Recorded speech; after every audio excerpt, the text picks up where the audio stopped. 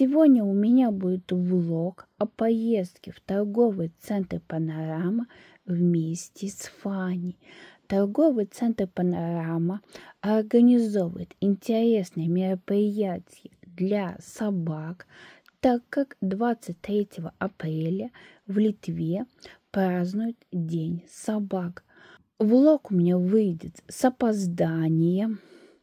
Фанни только проснулась, я ее сейчас причешу, и мы пойдем на утреннюю прогулку.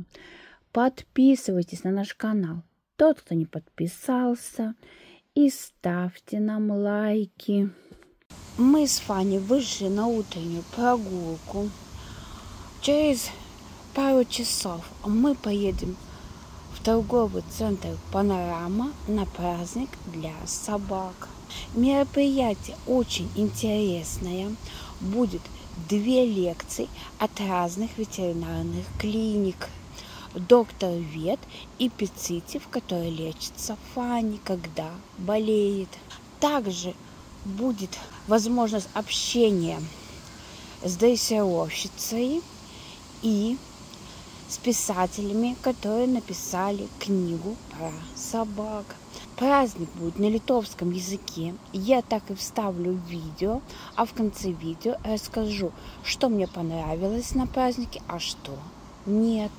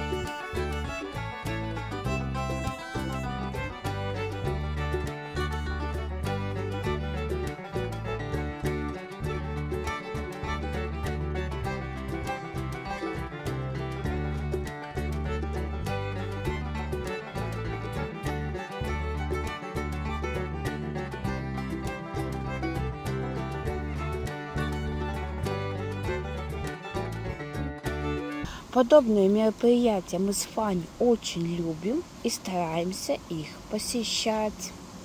Мы с Фаней погуляли, возвращаемся домой.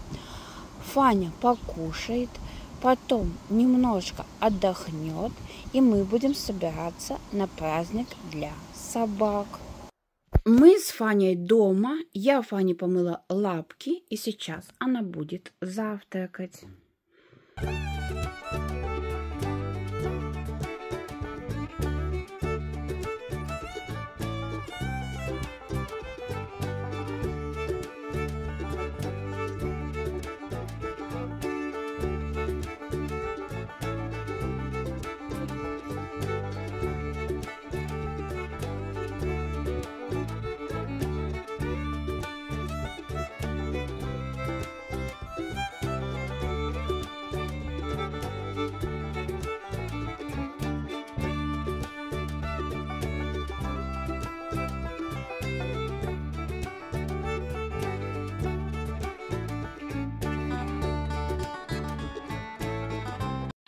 Фанни все съела, тарелочка у нее пустая.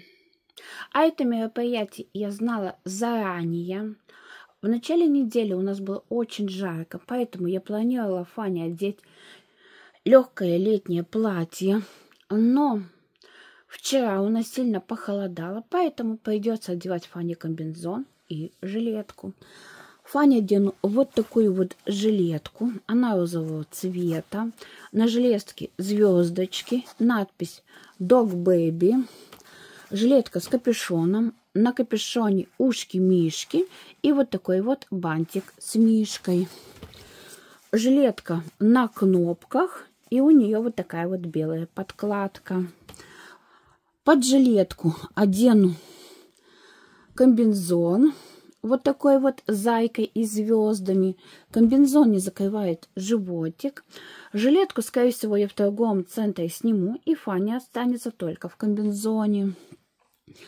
Также одену ей вот такую вот шлейку. Здесь вот такая вот брелок со светом. И еще такой вот значок Фани. А на обратной стороне мои телефоны. Также возьму бутылочку с водичкой. Возможно, в торговом центре будет жарко, и Фаня захочет пить. И воду положу вот в такой вот чехол.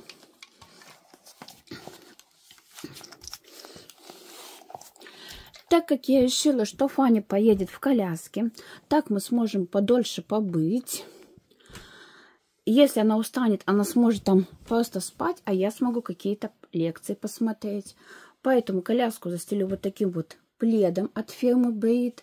С одной стороны плед серый, с другой розовый. Это больше как спальный мешок. Если Фане будет холодно, я этим пледом даже смогу Фане укрыть. Для себя я возьму повербанк на всякий случай, если мне понадобится зарядить телефон. Он от фирмы Samsung на 10 тысяч. И также возьму 2 бутылочки с водичкой.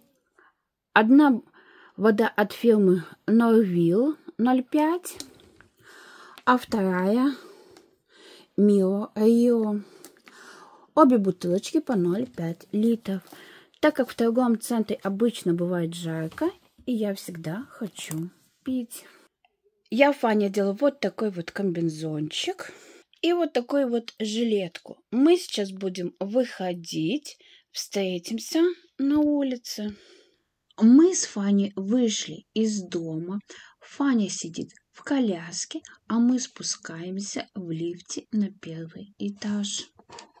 Мы с Фаней вышли из дома. Она едет в своей колясочке на остановку.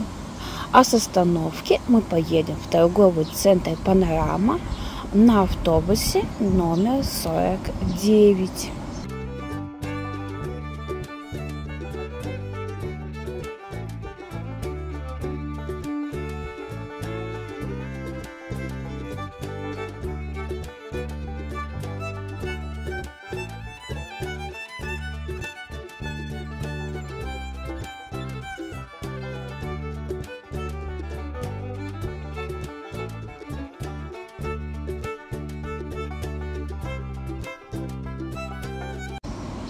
Мы уже пришли на остановку и ждем автобус. В торговый центр «Панорама» мы с Фаней поедем вот с этой остановки. Мы с Фаней находимся возле торгового центра «Панорама». В автобусе, кроме Фани, ехало еще 4 собаки. Люди стали возмущаться, что транспорт для людей, а не для собак. Хотя все собаки вели себя спокойно и не мешали пассажирам. Мне непонятно, почему собаки вызвали такой негатив. Мы с Фаней на 0-м этаже возле лифта. Чтобы попасть на 1-й этаж, нам нужно подняться на лифте, так как мероприятие будет проходить на 1-м этаже. Мы с Фаней поднялись на лифте. Сейчас поедем к месту, где будет проходить мероприятие, и по пути мы с Фаней встретили еще несколько собак. В коляске Фаня чувствует спокойнее себя и не беспокоится. Мы уже подходим к месту, где будет проходить мероприятие для собак. Это стенд ветеринарной клиники «Доктор Вет». Она не только будет проводить лекцию, но также можно было поучаствовать, ответить правильно на 5 вопросов. Если вы отвечали правильно, то получали подарок.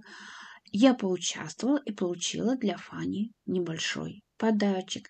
Это сделали место для зрителей. Еще стоят вот такие вот кубики, на которых я Фани фотографировала во время Пасхи. Стенд корма Куатро. А это стенд зоомагазина Кика, в котором я проходила практику. Также на мероприятии довольно много было маленьких детей. Дело в том, что выступали детские писатели, которые пишут про собак, и родители хотели получить автограф для своих детей. Еще давали купон вот на такую косыночку, которую можно было сходить и получить во время мероприятия. Pokalbiai labai įdomus su gydytoja veterinarė, o dabar norėčiau Jums pasiūlyti pasidaryti su savo augintiniu šaržą. Aš ką tik su Koko pasidariau, žiauriai geras gavosi. Taip pat čia yra stendai Kikos ir Quattro, Jūs galime labai gerai pakonsultuoti būtent ties šuniukų vaistu, visokiam priežiūros priemonėm. Ir taip pat yra foto būdelė, kur galite su savo augintiniais nusifotografuoti. Tai ko laukite, nepraleiskit progos ir pasinaudokit šitom galimybėm. O aš sugrįšiu, man reikia tik suknelę pasivaikyti. Ačiū labai. Pagaliau galiu oficialiai pasisveikinti su Jumis. Labai smagu, kad švenčiame kartu šuniukų dieną su Panorama. Šiandien turėsime labai įdomių pranešimų. Tikiuosi, kad sužinosite daug naudingos informacijos apie savo augintinius ir kaip juos prižiūrėti. Tai pirma mūsų viešnia yra veterinarė dermatologė Austėja Zykutė iš Dr. Vet Lazdynų ligoninės. Tai pakalbėsime turbūt šiandien apie dažniausius šunų sveikatos iššūkius, alergijas ir visus su to susijusius dalykus. Taip, sveiki visi, esu veterinarijos gydytoja ir Jums papasakosiu šiandien labiau apie antiparazitikus. Nusprendžiau truputį temą pasiaurinti ir vis tiek šiuo metu didžiausia mums tokia problema yra erkės. Ir nebejoju, kad visi šuniukai naudoja kažką, galbūt jau kas ir daug anksčiau ir prieš kelis mėnesius. Ir labai dažnai kyla klausimas, koks yra geriausias tas vaistas. Nu ką čia naudoti tam šuniui, kad nepakenkti, kad tikrai efektyviai veiktų, tai gale atsakysim. Kas iš tikrųjų yra geriausias, tas antiparazitikas jau čia mūsų, sakykime, jau tikrai reikia naudoti visą laiką. Aptarsim, kaip kiekvienas veikia ir tada nuspręsim. Puiku. Gal galėčiau visų pirma paklausti, kadangi Jūs ir dermatologė esate, kokios dažniausiai šiaip odos lygos pasitaiko šunims Lietuvoje? Dėl kokių problemų dažniausiai kreipiasi? 95% yra alergijos ir alergijos gali būti dažniausiai 3. Tai yra visi ektoparazitai, tai blusa, pavyzdžiui, ten užalergizavo. Maistas, tai yra alergija kažkokiam dažniausiai baltymui, tai mėsai. Arba aplinkos alergija, tai kaip ir žmonės gali žiedadulkėm būti alergiški, taip ir šunis. Ir 9 iš 10 yra alergiški aplinkai, kas yra labai dažniausiai nustebina šeimininkus, galvoja, kad maistas, bet mes pasidarom tam tikras eliminacijas ir 9 iš 10 yra aplinka, pražydo beržai ir visi šuniukai krapštosi. Tai kokie požymiai būtent išduoda, kad šuo gali būti alergiškas aplinkai? Visos minėtos alergijos pasireiškia absoliučiai vienodai. Tai yra niežti pėdutės, ausų uždegimai, išbėrė pilvą, kasosi šoniukus, visos pasireiškia vienodai. Mes alergiją taip ir diagnozuojam simptomai, o mes jau tada atsimetinėjom vieną iš eilės. Iš pradžių atsimetam, kad čia ne blusos, tada atsimetam, kad čia ne maistas ir galiausiai lieka atmetimo tas vadinamas būdas, tik lieka aplinka, daugiau niekas kitas negali sukelti tokių simptomų. Tai yra atmetimas. Supratau. O jeigu matome, tarkim, koks pirmas dalykas, požymis, ką reikėtų pastebėti, kad jau reikėtų pas Jūs apsilankyti, būtent dėl alergijos? Ar šuniukas ten labai dažnai pradeda kasytis, ar ten kažkokios raudonos dėmelės ant kūno? Kas labiausiai išduoda? Dažniausiai yra ausų uždegimas, tai pastebi, kad purto ausis, kasosi ausis, ten blogas kvapas iš ausų. Tai vienas dalykas, dėl ko ateina šuniukai, jie dar net gal ir nežino, kad jie yra alergiški, bet toks pirmas požymis. Būna pėdutės raudonuoja, jas laižo, būna tokios net nulūzytos, tamsiai rudos pėdutės ir būna paberia pilvą. Irgi dažnai pastebim, nes ten kailiuko nėra, tai atkreipia dėmesį šeimininkai ir ateina, kad išbėrė. Tai nuo to. Ar atopinis dermatitas yra dažna problema šuniukams? Taip, tai čia kaip ir minėjau, ta aplinkos alergija, moksliškai mes vadinam atopiniu dermatitu, bet šeimininkams sakom, aplinkos alergija nam yra. Šiaip labai įdomu, nes ir žmonės tai turi ir kad gyvūnai lygiai tą patį turi. Absoliučiai yra panaši problema ir netgi yra lyginami tie simptomai šunų ir žmonių ir, pavyzdžiui, rankos pėdutės yra, veido sritis ir tai ir šuniukam aplinka akis, ta prasme, labai yra iš tikrųjų paraleliai ir panašiai labai viskas. Gerai, tai dabar pakalbėsime turbūt apie blusas ir erkes dar šiek tiek vėliau, o dabar tiesiog užbaigiant šitą temą būtent apie aplinkos alergiją, kaip reikėtų su tuo tvarkytis, jeigu jūs nustatote, kad yra tas atopinis dermatitas, ką šuniukui ir šeimininkui reikėtų daryti, kaip elgtis? Iš esmės, tai čia nėra išgydoma šitą problemą. Čia kaip žmonėm viso gyvenimo problema, tai su veterinaru yra sudaromas planas, kaip mes valdysim šitą problemą.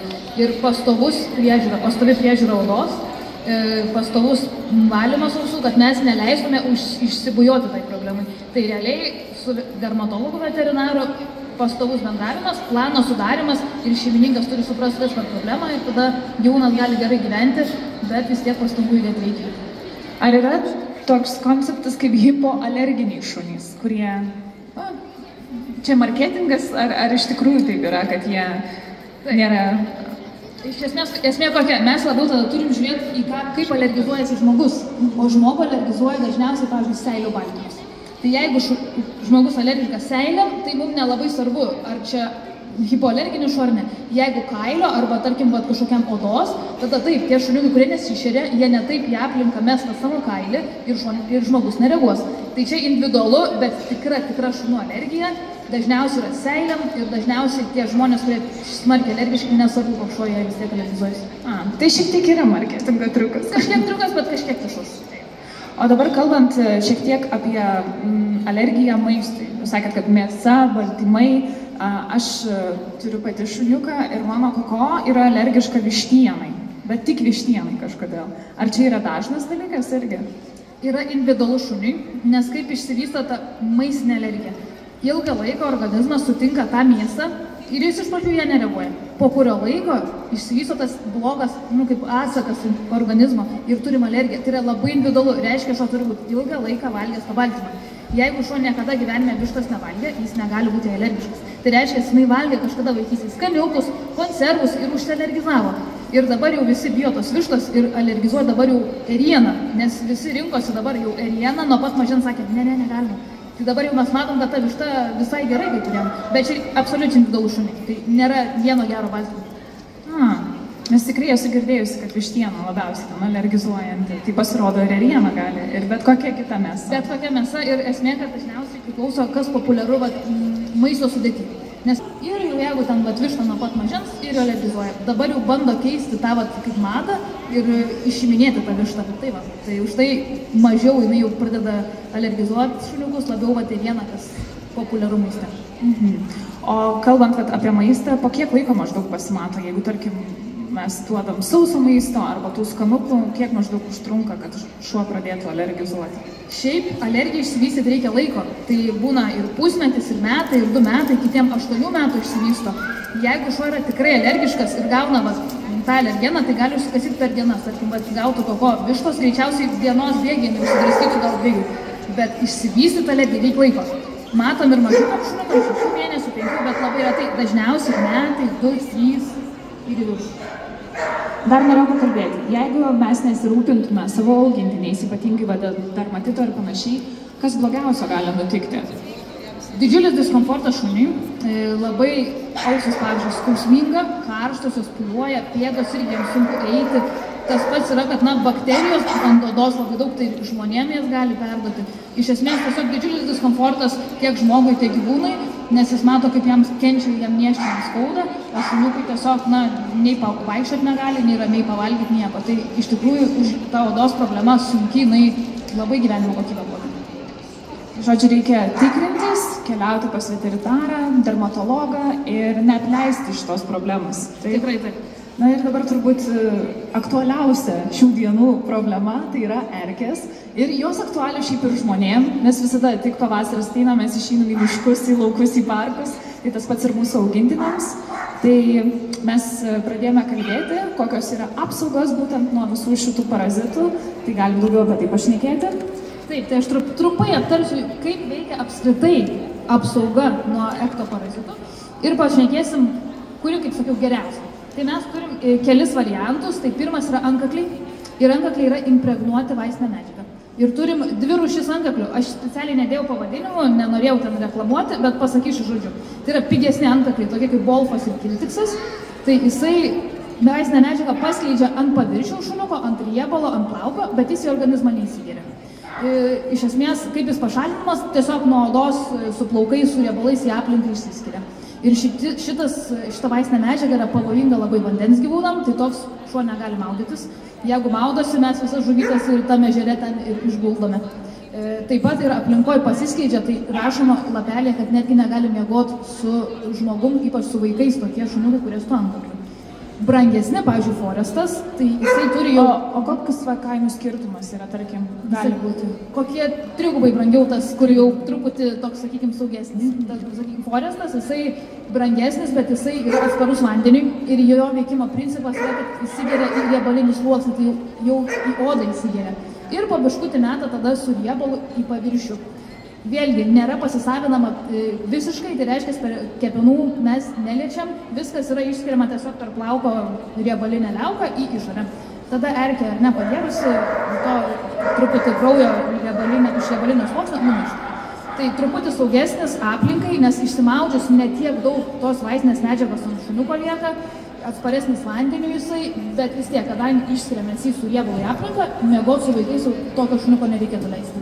Tai jeigu naudojame antkaklį, šuo su vaikais negali miegoti.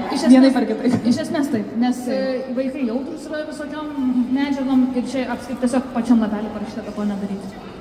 Supratau. Tai va, tai mūsų tokia pirmas pasirinkimas, bet jisai geras, kad kas turi, tarkim, kepenų problemų, nes mes jas aplenkiam, viskas parodo. Aš manau, kad antkaklis yra gan dažna labai priemonė būtent apsisaugoti nuo erkių ir visų kitų parazitų. Dažna ir iš tikrųjų kitiem gerai veikia, nes pusmetį veikia, vieną kartą iškabinai ir šuniukas visai gerai gyvena. Tik reikia atkreipti dėmesį, kad reikia gerai priveršti, nes per odą, tarkim, brangesni, kur įsigeria, turi liest odą. Tai neveikia ilgakailiam, pūkuotėm gyvūnam. Nes norėjau klausti, tai žodžiu, jeigu šuniukas yra su ilgais plaukais, reikia ieškoti kitų priemonių. Taip, aš siūlyčiau taip. Kokia kita būtų priemonė? Žinau, kad lašiukai yra visoks skystis, to irgi naudojam. Tai va, tai turim purškalus, tai sakykime, čia prie lašiukų taip pat. Nupurškiam visą šunį, iš esmės irgi neįsigeria organizmas, skirstos po riebalinį sluoksnį ir erkė užlipusi ten numiršta. Bet lygiai tas pats aplinkos tarša, išsimaudė šuo, visas mūsų vaistinis preparatas į vandenį, dar ir ant šuns mažiau veikia, nes tiesiog nusiplovė.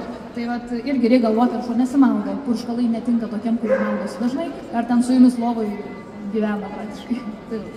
Tai su purškalu yra taip, kad jeigu dažnai reikia prausti šunę, tai, žodžiu, reikia dažnai ir naudoti tą purškalą. Teisingai. Tai toks nėra, kur pusį metų pamiršti. Nebus. Vieną kartą nupurškas. Supratau? Tai va, tai kita priemonė lašai, jie šiaip labai populiarūs, sakyčiau, po tablečių turbūt populiariausia priemonė. Kaip veikia, irgi per odą išsisavina į riebalinį sluoksnį, giliau niekur neina, vėliau išmetama tiesiog su riebalu ant odos paviršiaus, mes taip ją ir šalinam. Ir taip, tai iš esmės mes šnekėjo. O, kaip bus įvykę. Tai va, tai mes turim tokią priemonę, kuri irgi per kepenis neina, tai tinkama tokiem sergantiem šuniukam labiau, bet vis tiek turim aplinkos tą taršą, nes su riebalu mes ją nuplaunam ir yra tyrimai padaryti Jungtinėje karalystėje, kad randa tų vaistinių medžiagų iš lašiukų ir nesupranta, kodėl vandenytėm pas jos tų lašų yra. Ir jau uždrausta seniai agrikultūroje, niekas nepurškė tą vaistinę medžiagą ir įtaria, kad tiesiog nuo šunų, nes jos maudo, ten Jungtinė karalystė turi ten 500 000 šunų, pastovus tas naudojimas, mes labai teršiam aplinką. Tai va, tai toks, nelabai ekologiška priemonė, jeigu visi mes naudosim. Tai kol kas iš tų labai neekologiškų, kaip suprantu, tie pigus antkakliai, labai prastai ir šitie lašai. Ir, sakykime, tie patys visi antkakliai, visi lašai, jie išskiriami su riebalu į aplinką ir tas riebaliukas tada visur, kur mes numaudėm, kur tas šuo pasitrynė, liekam. Čia šiaip labai naudinga informacija, aš negirdėjau net, kad tiek žalos gali padaryti. Na, vienas šuniukas gal ne, bet kai mes turim visą populiaciją, tai jau mes vis tiek aplinkai turim poveikį. Na ir va, ir turim tada jau populiariausią priemonę - tabletės. Tai čia yra visai kita vaistinė medžiaga ir visai kitas veikimo principas. Tai tabletė yra suvalgoma, ją pasisavina šuniukas į organizmą, jinai prisikabina prie baltymų kraujyje ir tada su tais baltymais cirkuliuoja. Už tai ir veikia ta tabletė 3 mėnesius. Nes po biškutį tas baltymas atleidžia tą vaistinę medžiagą. Taip pat yra naujiena rinkoje injekcija, jinai veikia metus laiko. Bravekto injekcija, kaip ir tabletės, ta pati veiklioji medžiaga, tas toks pats veikimo principas pasisavina tiesiog iš poodžio. Mes suleidome poodį ir tada taip pat irgi po biškutį pasisavina ir nuo tų baltymų atleidžia. Ir va taip pat veikia.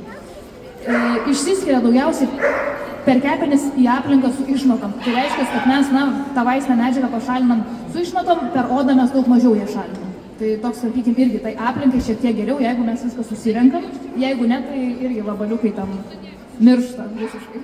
O pagal efektyvumą, ar tai yra lygiai taip pat efektyvu kaip ir kitos priemonės, kas iš vis yra efektyviausia iš tikrųjų ir ilgiausiai laikanti priemonė? Ir ką čia dar paklausus? Aš žinot, pasirašiau klausimų pažiūrėti. Jo, aš labai praktiškai noriu tai pažiūrėti, nes vis tiek šitą problemą mes visada susidurėm kiekvieną pavasarį su ją, tai kas iš tikrųjų efektyviausia ir ilgiausiai laiko? Taip. Tai parašiau daug klausimų, kuriuos atsakysim ir vienas iš jų yra šitas. Tai kuris greičiausiai nužudo erkę, tai yra tabletės. Nes tai yra naujausia vaistinė medžiaga, erkė miršta per 2-4 valandas ir nespėja perduoti ligos. Nes ligos perduodamos per 12, maždaug 24 valandas. Ir erkė tam turi sėdėti gerokai ilgai. Lašiukai, antkakliai rinko ilgą laiką. Erkės jau pripratę, jos nebemiršo taip greitai. Mes šunis gal numaudom, tą efektyvumą pamažinam. Tai iš esmės efektyviausios yra tabletės. Jeigu šuo eina į miškus, ilgaplaukis, мауdosi, таблетка vienareikšmiškai. Лекция закончилась, была очень актуальная тема аллергии и также о клещах и какие препараты более эффективны.